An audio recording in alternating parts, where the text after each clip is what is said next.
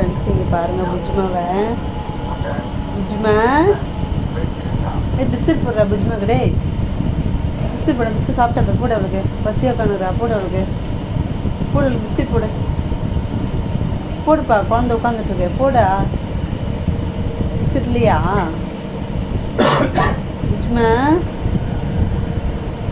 நல்லா பிடிச்சி கடிச்சு வச்சுட்டு நாய் பாவம். இது அந்த அளவுக்கு கடிச்சு சீர் போத்துனுக்குது. கால் வேறு அடிபட்டுக்குது.